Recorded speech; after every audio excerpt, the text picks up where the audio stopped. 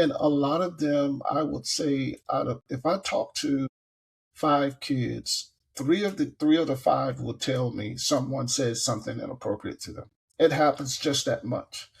And um, it's so important again for us to have this communication and this dialogue with them instead of just knowing that they're in a room and thinking that they're safe. This digital world, it doesn't work that way.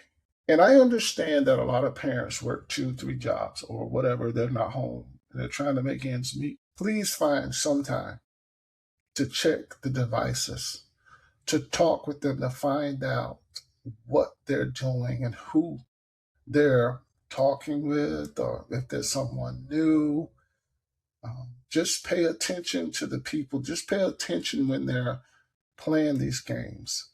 And you'll see a lot of times it may not be nothing, but then a lot of times it is something. And we don't want those kids to be harmed. We don't want the families to have to go through that. So the early detection is so important, and that comes from communication and working with the kids. Another part is, where are these kids spending so much of their time? Is it gaming, social media, messaging platforms?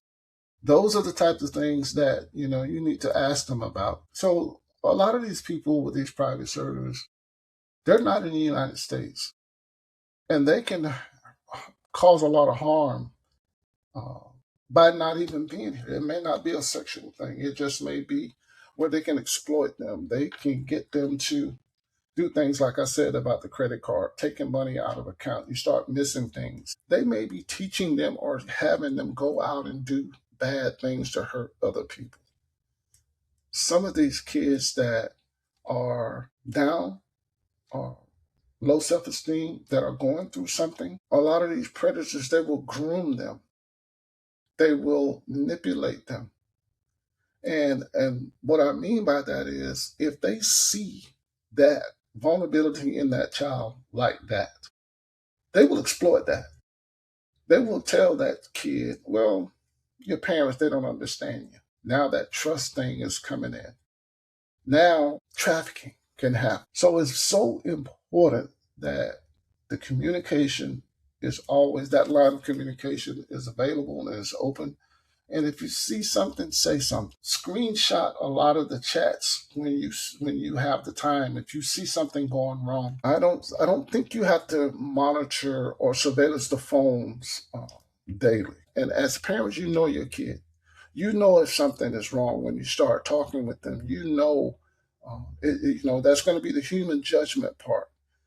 Instead of you having some type of app that monitors or surveillance these kids, because sometimes you're going to get a lot of false positives with that. And a lot of times what you think is legal evidence is not legal evidence. That's why a lot of these predators, they know what to do. They know how to get around certain things. That's why it's so important that you take the time out of your life and your schedule to find out what they're doing, who they're talking to. It's so important.